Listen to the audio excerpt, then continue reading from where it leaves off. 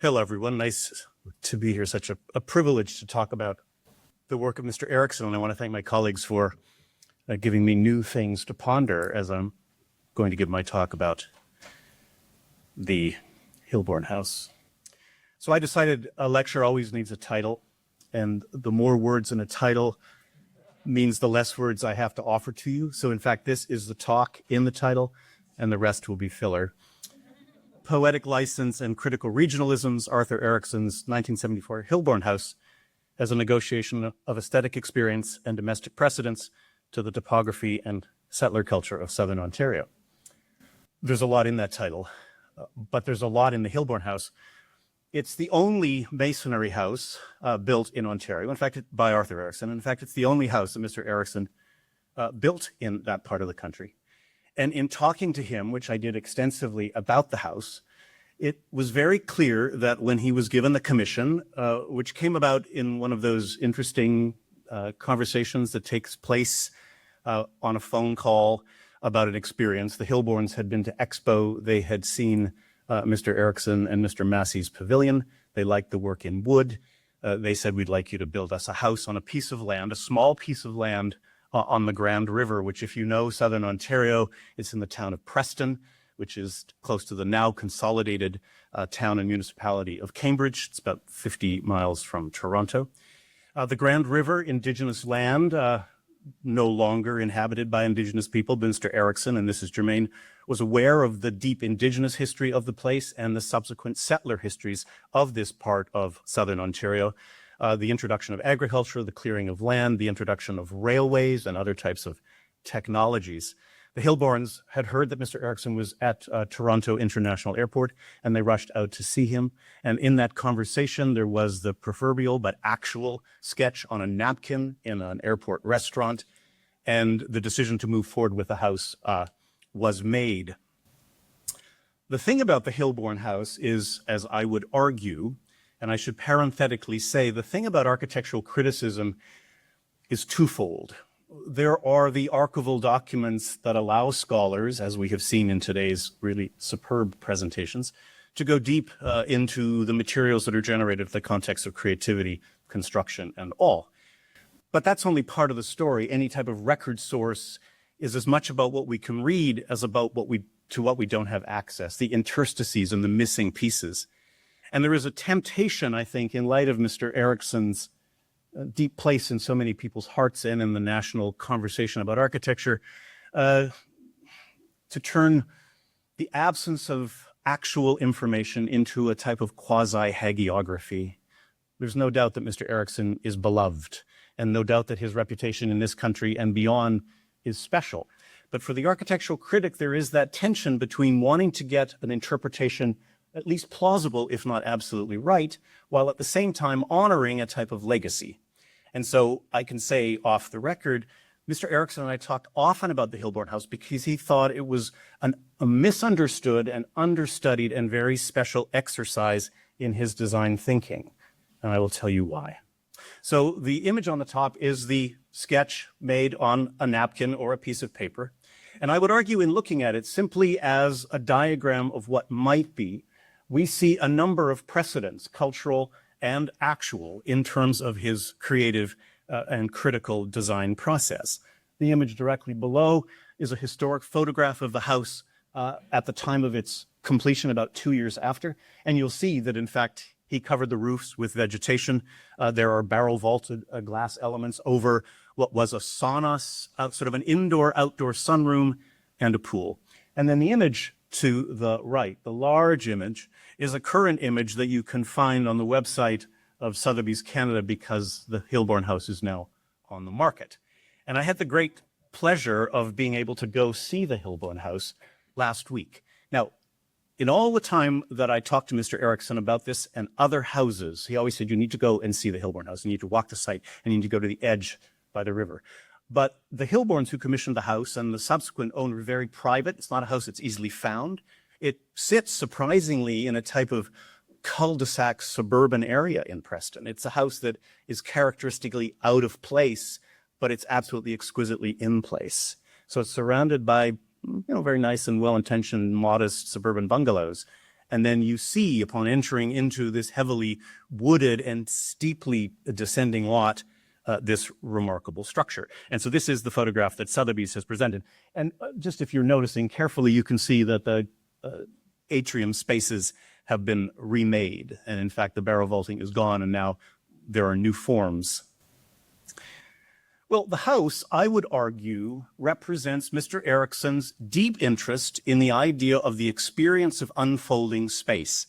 Now, there's been many references today about Mr. Erickson's formative experiences of travel, whether it was his walk around the Mediterranean after graduating from McGill, or his subsequent Canada Council time in Japan, which I think, as we've heard today, was profound in giving him what I would call a type of aesthetic peace.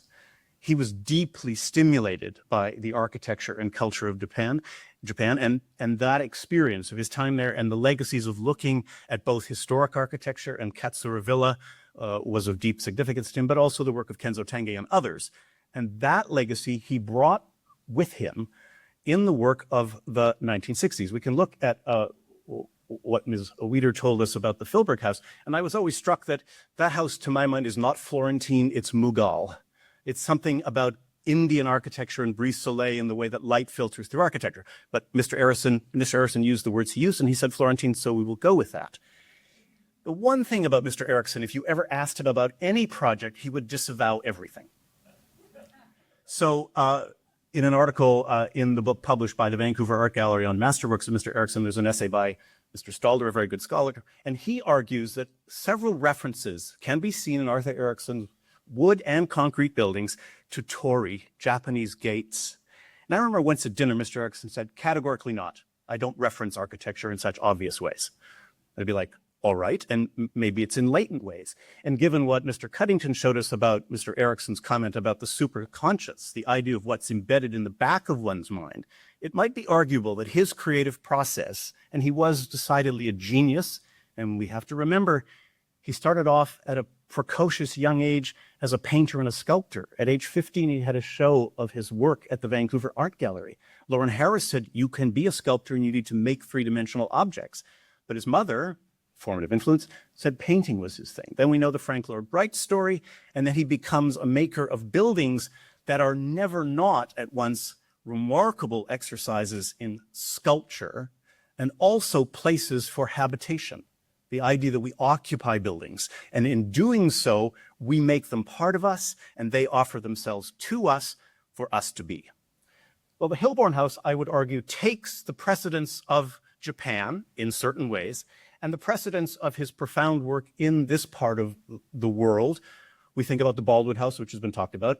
We think lamentably about the Graham House, one of the great works of Mr. Erickson that went to the wrecking ball because of the inadequate and problematic jurisdictional avoidances, the idea that money and land is worth more than culture and heritage.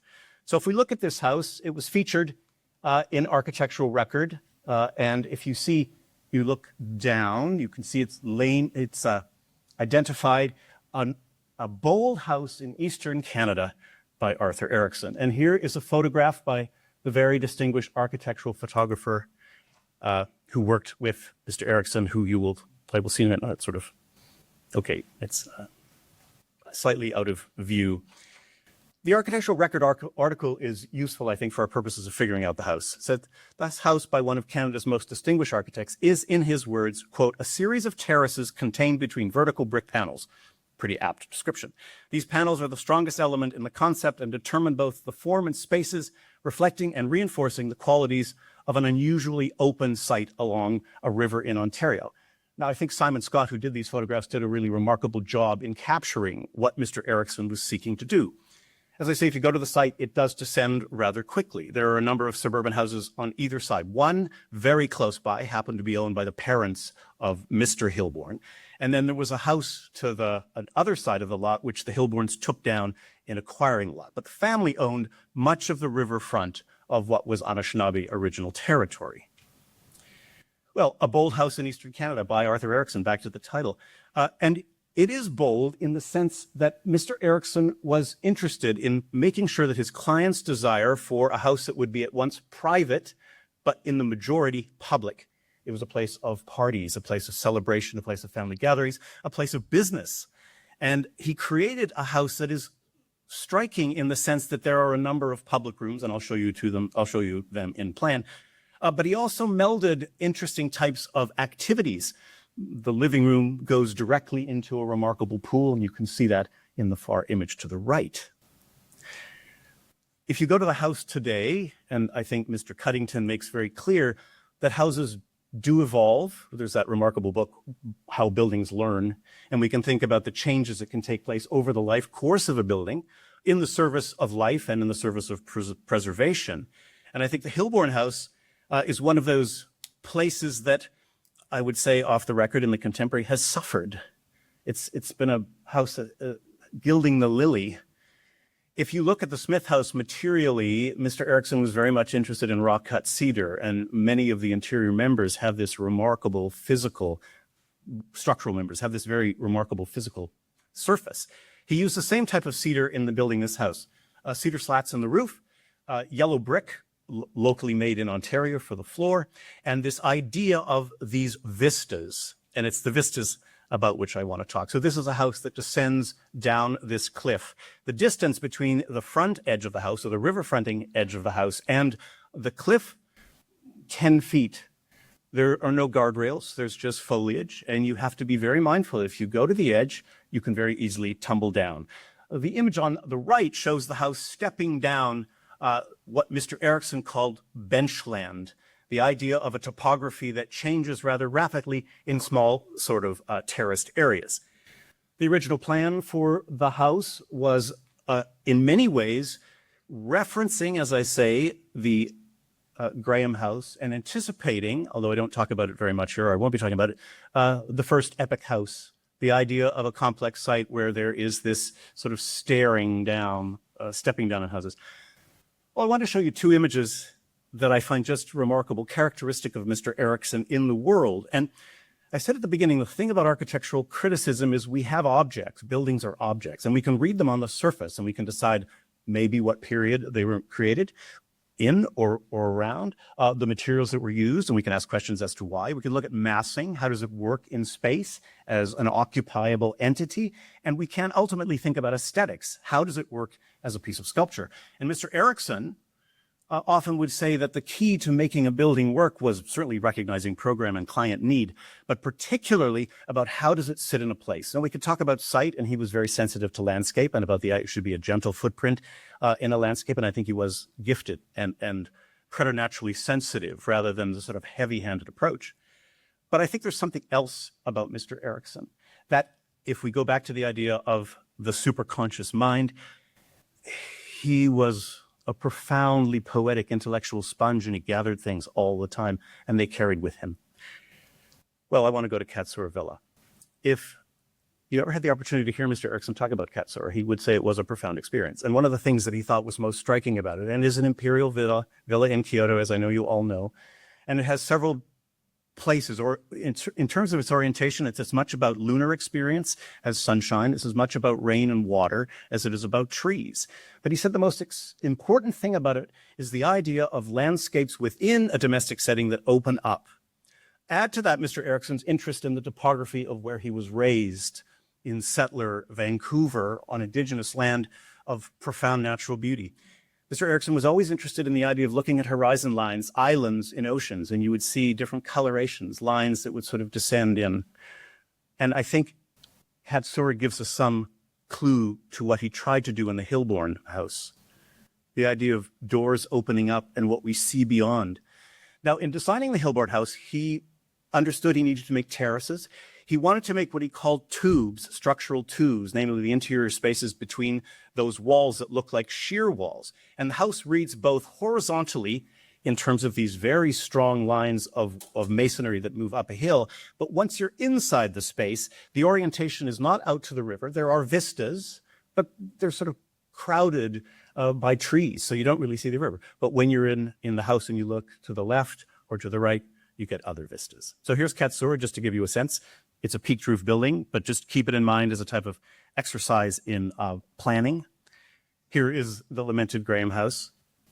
Again, one of the great tragedies, I think, in this part of the world. But we can see, again, an exercise in which a steep lot invites the architect to create a series of pavilions that are linked. And the visual orientation of the house, of course, is out to the ocean, hence its destruction, valuable piece of land.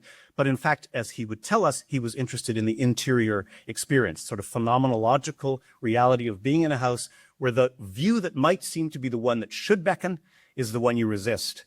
And you look to other ones that might be less expected, that might be quieter and softer. The Smith House, a similar type of idea in what I call a type of creation of horizontal volumes. Well, if we go back to the idea of criticism and what are the inspirations that an architect might have?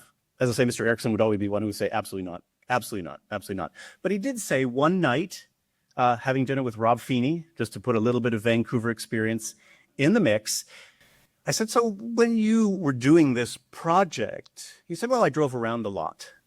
I just wanted to look at Southern Ontario.